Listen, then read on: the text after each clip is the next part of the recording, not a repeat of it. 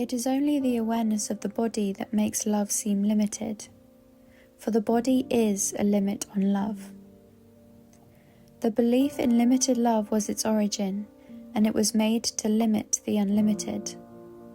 Think not that this is merely allegorical, for it was made to limit you.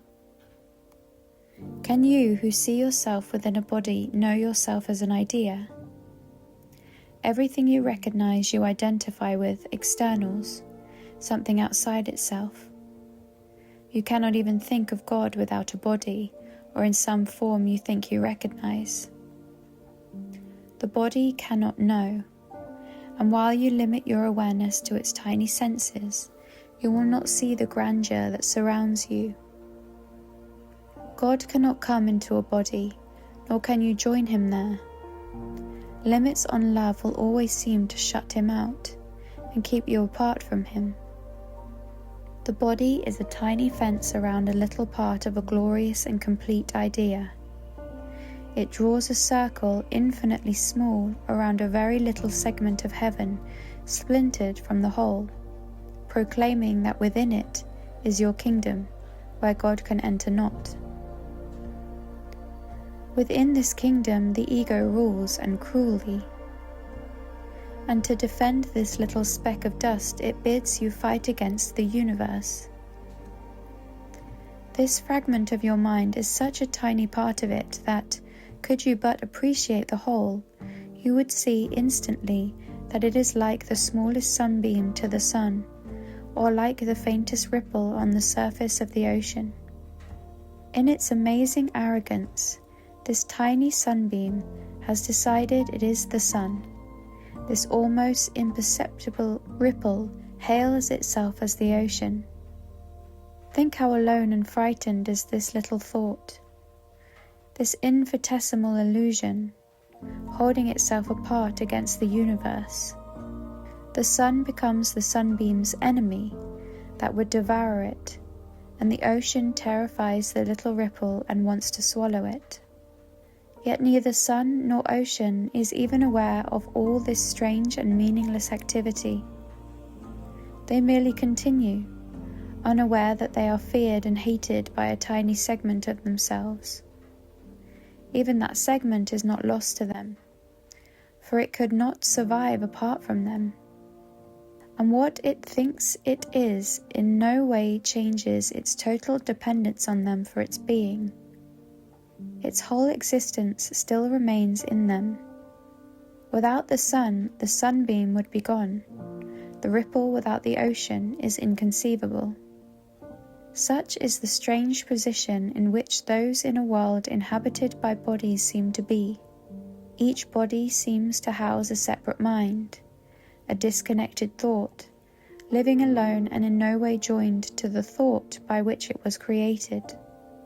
Each tiny fragment seems to be self-contained, needing another for some things, but by no means totally dependent on its one creator for everything, needing the whole to give it any meaning, for by itself it does mean nothing, nor has it any life apart and by itself. Like to the sun and ocean, yourself continues, unmindful that this tiny part regards itself as you. It is not missing. It could not exist if it were separate, nor would the whole be whole without it. It is not a separate kingdom, ruled by an idea of separation from the rest, nor does a fence surround it, preventing it from joining with the rest, and keeping it apart from its creator. This little aspect is no different from the whole, being continuous with it and at one with it. It leads no separate life, because its life is the oneness in which its being was created. Do not accept this little fenced-off aspect as yourself. The sun and ocean are as nothing beside what you are. The sunbeam sparkles only in the sunlight, and the ripple dances as it rests upon the ocean. Yet in neither sun nor ocean is the power that rests in you. Would you remain within your tiny kingdom, a sorry king, a bitter ruler of all that he surveys, who looks on nothing, yet who would still die to defend it? This little self is not your kingdom. Arched high above it and surrounding it with love is the glorious whole, which offers all its happiness and deep content to every part. The little aspect that you think you set apart is no exception.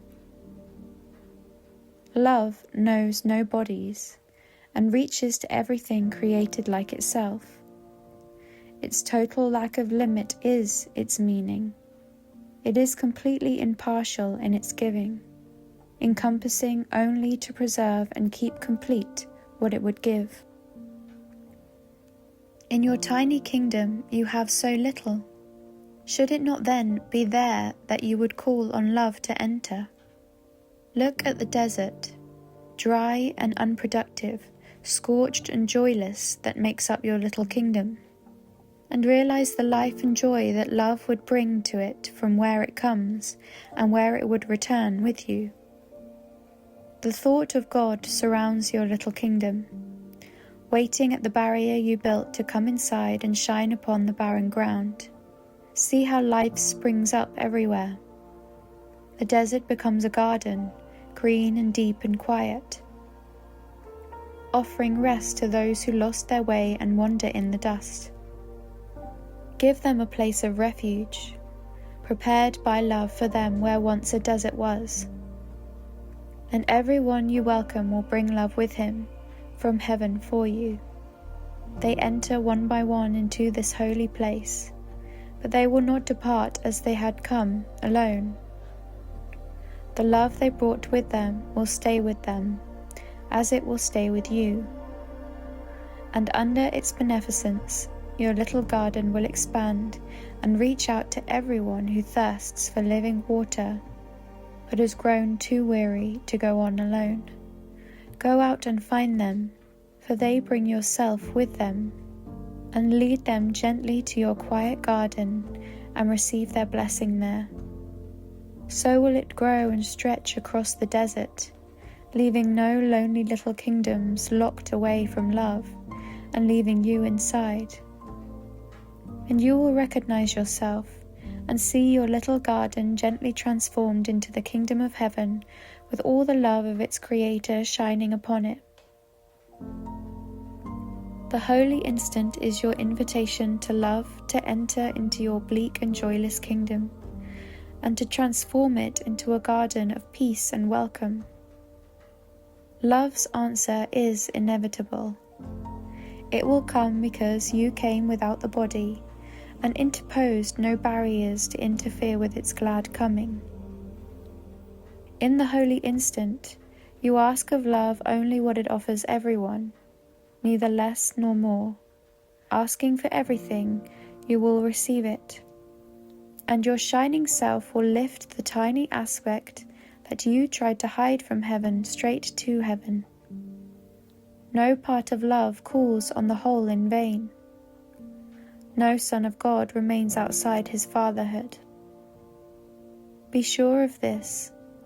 Love has entered your special relationship, and entered fully at your weak request. You do not recognize that love has come because you have not yet let go of all the barriers you hold against your brother. And you and he will not be able to give love welcome separately. You could no more know God alone than he knows you without your brother. But together you could no more be unaware of love than love could know you not, or fail to recognize itself in you. You have reached the end of an ancient journey, not realizing yet that it is over. You are still worn and tired, and the desert's dust still seems to cloud your eyes and keep you sightless. Yet he whom you welcomed has come to you, and would welcome you. He has waited long to give you this. Receive it now of him, for he would have you know him. Only a little wall of dust still stands between you and your brother.